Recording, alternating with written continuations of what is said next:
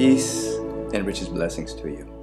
As you know, I am Michael Bernard Beckwith, the founder of the Agape International Spiritual Center. It is my joy to partner with humanity's team in bringing forth teachings and practices that we know will not only uplift you and inspire you, but allow you to participate in your own unfolding, expanding your own awareness so that you can always be more and never less than your true self. Now, one of the things that this particular module is bringing to us is our pre-incarnational choice. Now, this presupposes, of course, that we existed before this incarnation, that oftentimes people identify themselves primarily as the son and daughter of their parents, where they were born geographically, what schools they went to, the life experiences they had. That develops personality constructs, sub-personality constructs, which produces perceptions and thought forms that then produce more experience. But we have to go back a little bit. We have to come to an understanding that, as I've discovered over the years through insight and revelation, spiritual practice, and teaching for over 40 years, that we existed before this incarnation, that we made pre-incarnational choices, that where we are at this particular time in human history and why we are at this time in human history was a choice. We did not come here accidentally. The universe does not operate accidentally. It is a progressive expression of the universal presence that reveals itself as a multidimensional universe, reveals itself as living biology, solar systems, galaxies, etc. In other words, you as a distinct unit of consciousness, of awareness, before you came here, you chose to be here. And a part of awakening is to take responsibility for our choice, to take responsibility for being here rather than creating excuses as to, oh, I wish I had never been born. Why did my parents have me? I wish I wasn't born to these parents. I wish I wasn't born in this time and space. I wish I wasn't born in this country. I wish I wasn't born in these conditions. Those become excuses that keep us from taking total responsibility for our life. And thus, if we do not take total responsibility, we relegate ourselves to being a victim of circumstance, a victim of situations, a victim of other people's opinions of us, a victim of our own opinions of ourselves that may be less than admirable. And so you made a pre-incarnational choice. You said you wanted to have an incarnation. You wanted to be born at this time in human history. You wanted to be born to the parents that you had biologically, even though you may have been parented by other people as well. You wanted to be born with the challenges that humanity is now facing.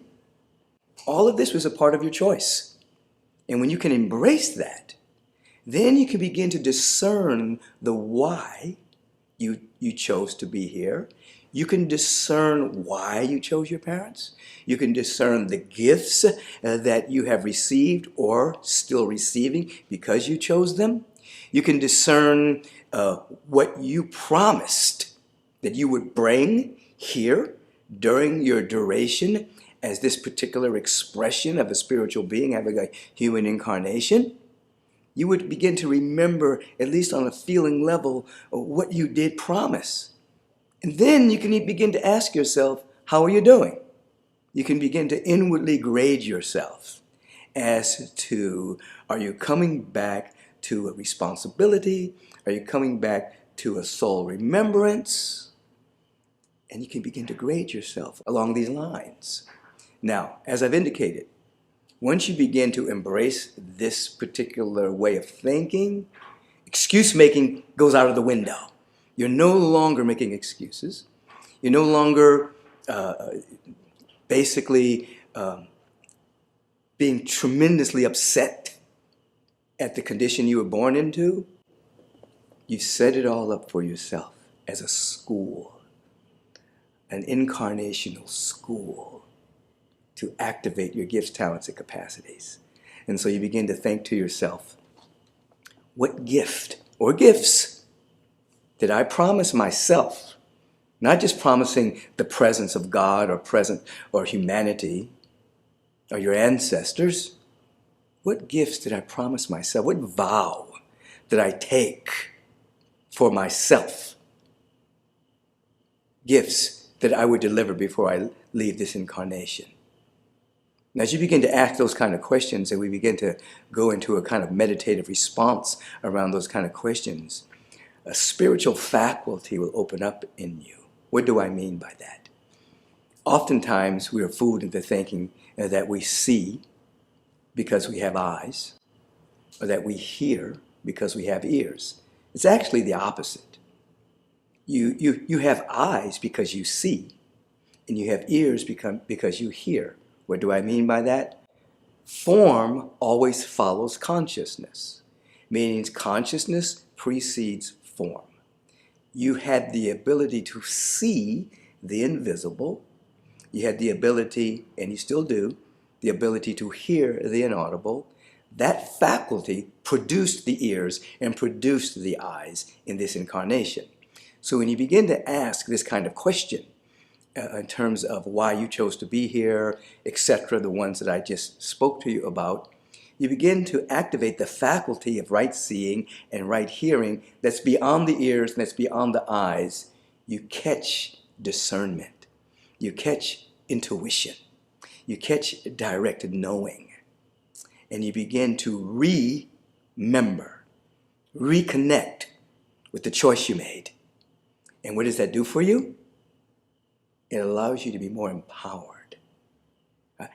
You can begin to feel a deep sense of empowerment when you actually begin to read the playbook. When you actually begin to remember you're not accidental, that you came here on purpose. When you begin to live from that dynamic and that frequency, there's a sense of empowerment, there's a sense of courage, there's a sense of strength, there's a sense of spiritual vitality that begins to move through your body, your subtle bodies, your mind, your emotional body, and you begin to live on this planet in a very triumphant manner. Does not mean there aren't issues you're going to have to face individually and issues that we have to face as humanity. It's obvious that we have big issues to face here as sentient beings, as spiritual beings having human incarnation. That's obvious.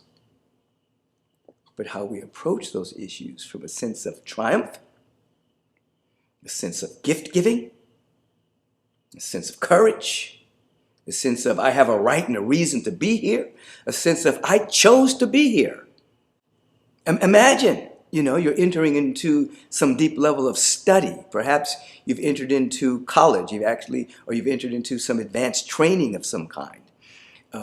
Whether it's advanced training at a university or whether it's advanced training physically, or martial arts or qigong or yoga or some type of advanced training, there's always a moment in that training where you come to a state of exhaustion, or like a state of, there's a challenge to go from one paradigm to the next in your learning. And somewhere along the line, the mind will say, why did I do this to myself? I was cool being a couch potato. Why did I put myself through this strain, you see? But you chose to be there because you knew the gifts were going to come. If you just kept on with that particular development of that particular skill, whether it was playing the piano, learning to sing, martial arts, going through an academy of some kind, well, in that same sense, you have incarnated on planet Earth as a spiritual being. There are challenges that we are facing. There are issues that are up. And somewhere you might be saying, oh, why did I choose to be here? Why did I choose it? Why did I choose it? You did choose it, and now you're going to go to the next paradigm. You're going to come out of the limited way of thinking.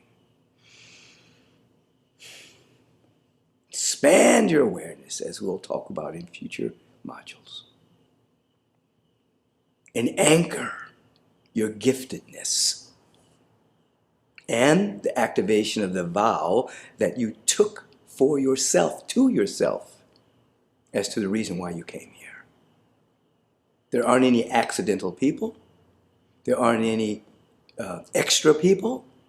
The presence that's never an absence doesn't do extra people, regardless of what human beings may think from time to time. That is a lie. There aren't any extra spirits, there aren't any extra people. Everyone has a reason and a right to be here. Everyone has a mission. Everyone has a different mission according to their unique pattern. And so, with that as the beginning of this understanding of that you had a pre-incarnational choice, I want to move you through a moment of meditation together in which we explore this and begin to activate right seeing, right hearing, discernment, catching the answers to these questions. So I invite you in this moment to close your outer eyes. I invite you to place your hands on your lap, palms facing upward as a sign of receptivity, the thumb and the forefinger touching. And today it's a sign of transcending egoic perception, limited paradigm. I want you to take a deep inhalation and release. Another deep inhalation. Release. As you take this inhalation, take this deep inhalation, but sustain it at the apex. At the apex, just hold it there for a second. And as you're holding this inhalation, just feel a deep sense of love, safety, and peace. Perhaps drawing on your past, or perhaps drawing upon your imagination. What would it feel like to be in a deep sense of love, a deep sense of peace, a deep sense of safety? Just feel into that for a few seconds. Release the breath. And from this sense of relaxation, what we know for sure is that the universal presence, called by millions of names, through the universe, answers any question that you ask. And so we want to begin to ask questions that jog the mystic chord of our memory. Begin to ask yourself in this moment, why did I choose to be here on planet Earth at this time in human history? Do not judge or censor what emerges. Just let it flow. You may get an intuitive hit. You may activate direct knowing. A vision may emerge. A gut feeling. Why did I choose to be here at this particular time in human history? What was this choice made from? And so you're listening with the ear. The ear is beyond the physical ears. And you're seeing beyond the physical eyes. You're catching this in consciousness and awareness. Why did I choose to be here?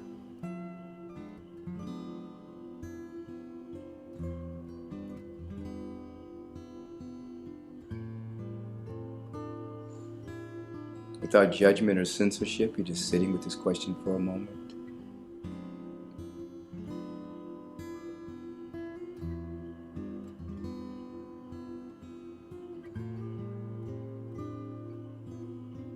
We add to this question, why did I choose the parents that I had?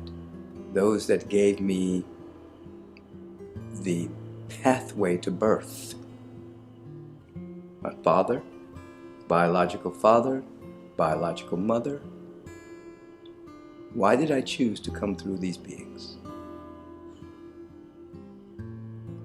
Again, no judgment, no censorship, just seeing without eyes and hearing without ears. You're catching expanded awareness around this. You augment it by asking, what gifts have been activated because these individuals were my parents? Sometimes it was tough sledding, so to speak. Sometimes it was graceful. But what can I say about me? What can you say about you that's undeniably true because of the parents that you had? What gifts emerged?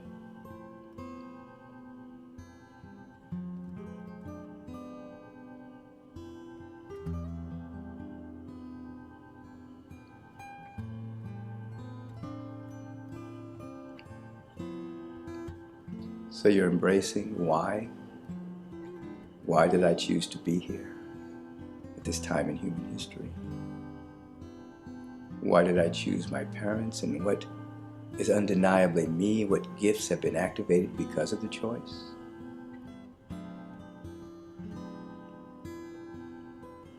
And what vow did I take as to the gift or gifts that I would express before I left the incarnation?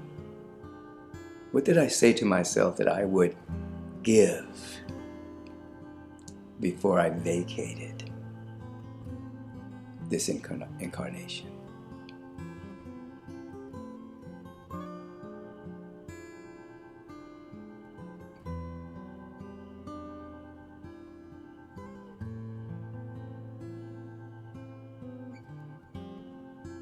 What vow did I take for myself, to myself?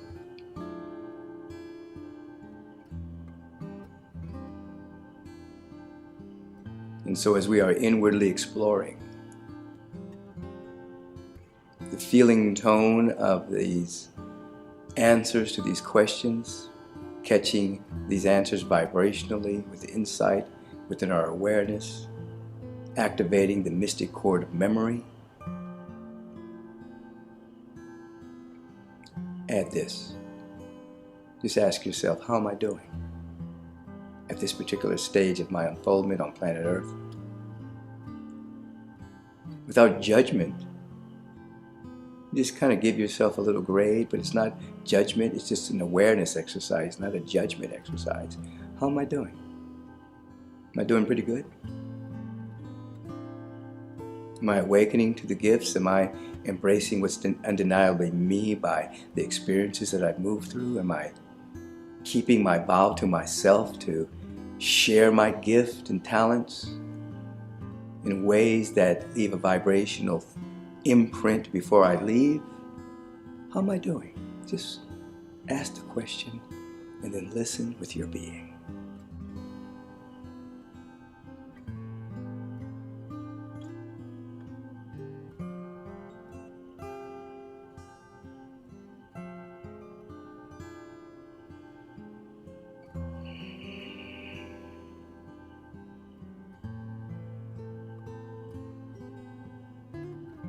So the questions you're living in: why did I choose this incarnation at this time in human history? Why did I choose my parents? What gifts did I receive by being born into this family? Whether those gifts came about through intense experiences or graceful experiences. What's undeniably me because being born into this family?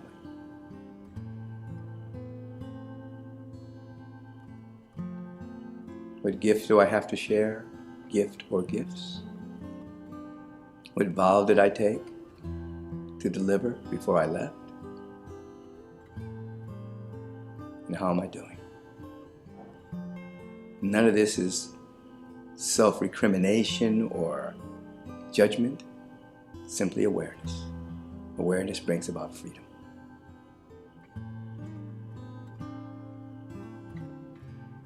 Feeling into this, catching insight.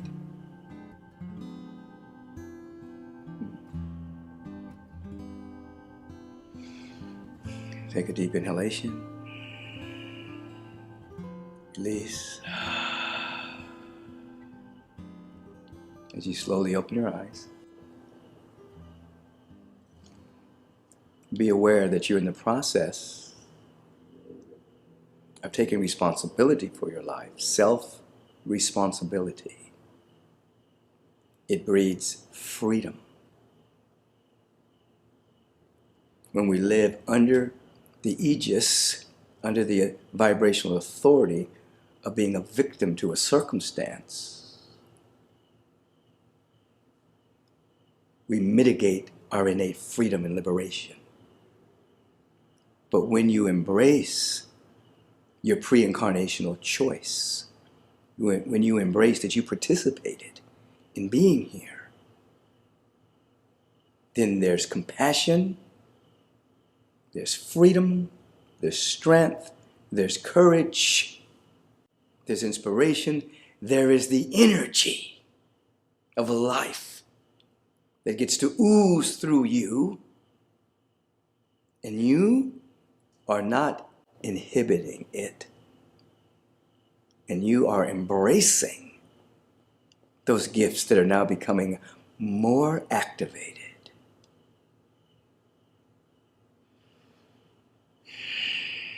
Feel into that. And remember this. You can come back to this module over again and continue to mine the insights from this particular teaching and this particular meditation,